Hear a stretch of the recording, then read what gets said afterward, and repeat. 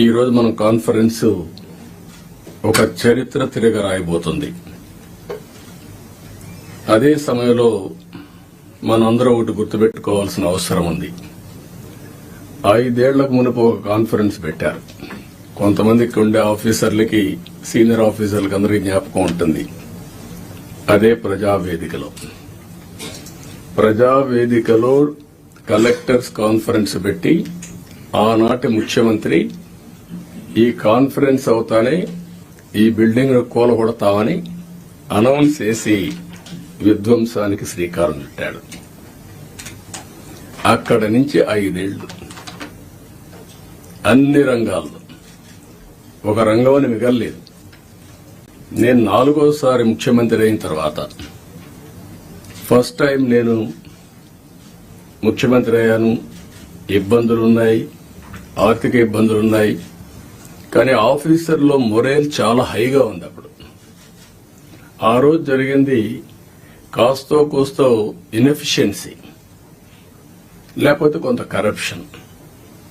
ఇప్పుడు అట్లా కాకుండా విధ్వంసం, పనిచేసే ఆఫీసర్లందరినీ పక్కన పెట్టడం, ఆఫీసర్లు కూడా బ్లాక్మెయిల్ చేయడం, ఒకటి కాదు అన్నీ కలిసి ఈరోజు ఈ స్టేజ్కి నేను ఎప్పుడూ చూడనంత ఒకటి బ్రాండ్ ఏపీ దెబ్బతినింది. ఆఫీసర్ల యొక్క మనోభావాల్ని దెబ్బతీశారు. ఢిల్లీకి పోతే ఒకప్పుడు Andhra bureaucracy one of the best bureaucracy, మీరు గుర్తుపెట్టుకోవాలి. ఇక్కడి నుంచి పోయిన ఐఏఎస్ ఆఫీసర్స్ సక్సెసివ్ 3-4 ఐటీ సెక్రటరీలు అయ్యారు కంటిన్యూగా. ఇక్కడ నుంచి పోయినటువంటి ఫైనాన్స్ సెక్రటరీస్ ఆర్బీఐ గవర్నర్లు అయ్యారు.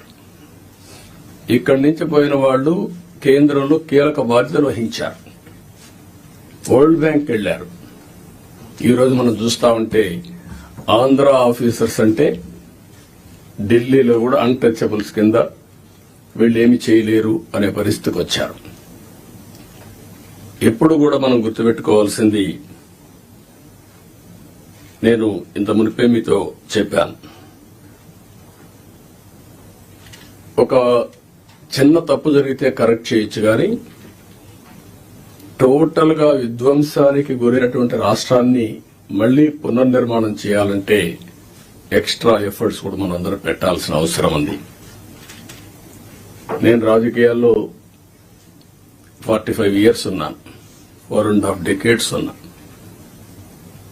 గ్రామాల్లో కరెంట్ లేని రోజులు, రోడ్లు లేని రోజులు. అక్కడి నుంచి ఈ రోజు చూస్తే కరెంటు ఊర్లోనే ఉత్పత్తి చేసుకునే రోజులు. కార్లు, ఆటోమేటిక్ కార్లు వచ్చేసి డ్రైవర్లెస్ కార్లు వచ్చే పరిస్థితికి వచ్చింది.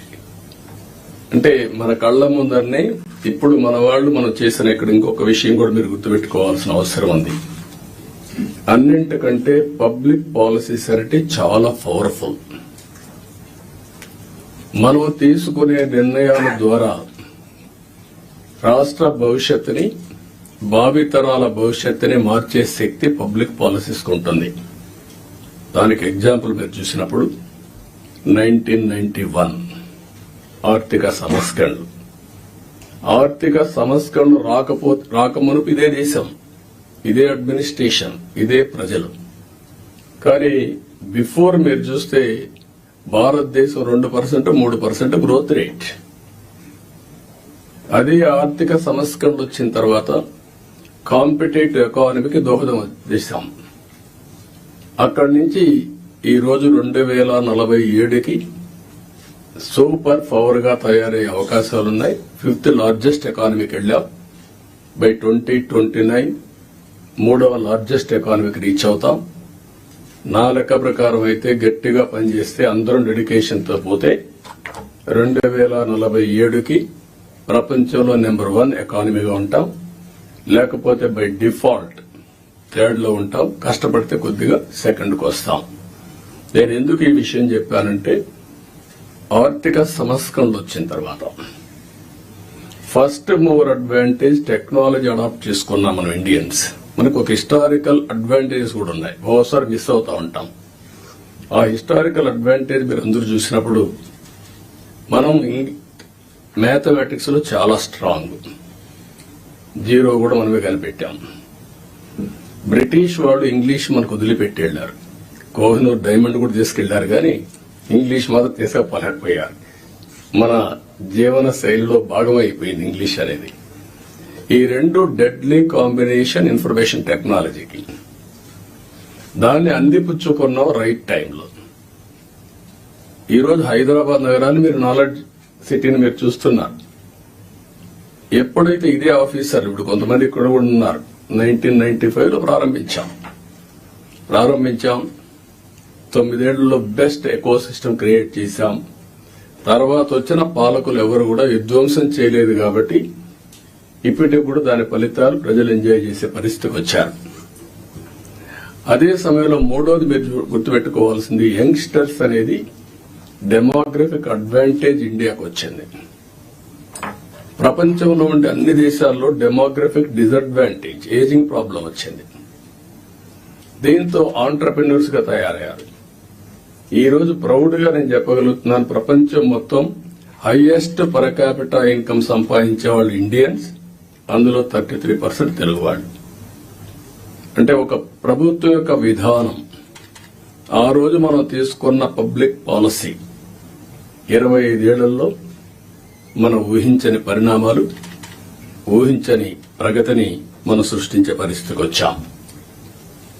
ఇవన్నీ గతంలో చేసిన పనులు ఎందుకు గుర్తు చేస్తున్నానంటే, ఈ రోజు మీరు చేయబోయే పని భవిష్యత్తులో ఒక చరిత్ర సృష్టించే పరిస్థితి వస్తుంది. ఇప్పుడే మిత్రులు చెప్పినట్టు మేము ఈ 5 ఏళ్లలో ఒకరిద్దరుగా అందరం సఫర్ అయ్యాం. ఎన్ని విధాల సఫర్ కావాలో అన్ని విధాల సఫర్ అయ్యాం.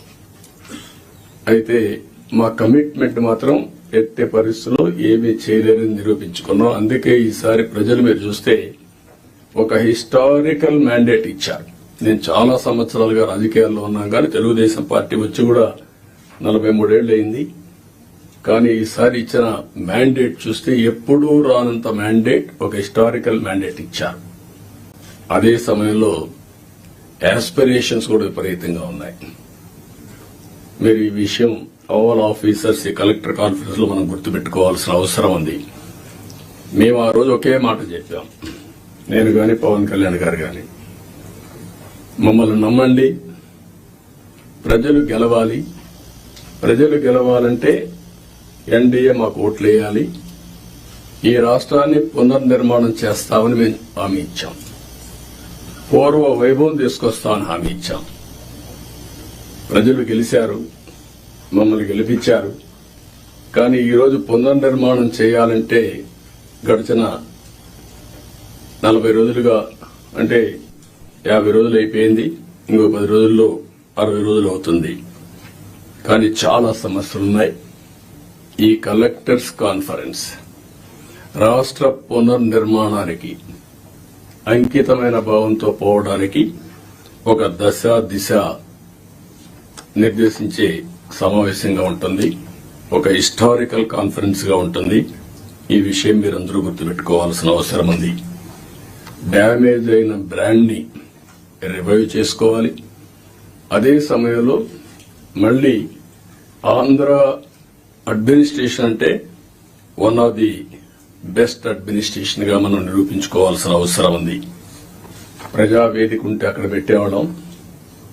ఈ రోజు బయట పెట్టడం ఇష్టం లేక ఆ రోజు కాన్ఫరెన్స్ హాల్ కట్టుకున్నాం. అక్కడ ఇది కూడా ఆ రోజు కట్టిన కాన్ఫరెన్స్ హాలే, మళ్ళా ఇక్కడ పెట్టుకునే పరిస్థితికి వచ్చాం. 5 ఏళ్లు ఒక్క కలెక్టర్స్ కాన్ఫరెన్స్ పెట్టలేదు అంటే అడ్మినిస్ట్రేషన్ ఏ దిశగా నడిచిందో మనం గుర్తుపెట్టుకోవాల్సిన అవసరం ఉంది. ఇది ఒక ఆనవాయితీ. ఒక బెస్ట్ ప్రాక్టీస్ ఉన్నప్పుడు ఎవరు అధికారంలో ఉన్నా ప్రజలకు మంచి జరగాలంటే అలాంటి బెస్ట్ ప్రాక్టీసెస్ ను కూడా కాపాడుకుంటూ ముందుకు పోవాల్సిన అవసరం ఉంది. రాబోయే 3 నెలలకు ఒక్కసారి మనం కలెక్టర్స్ కాన్ఫరెన్స్ పెట్టుకుందాం. అయితే ఈ కలెక్టర్స్ కాన్ఫరెన్స్ కూడా గంటల తరబడి ఉండదు, రోజుల తరబడి ఉండదు, క్విక్ గా ఉంటుంది. నేను కూడా టైం చూసుకుంటున్నా.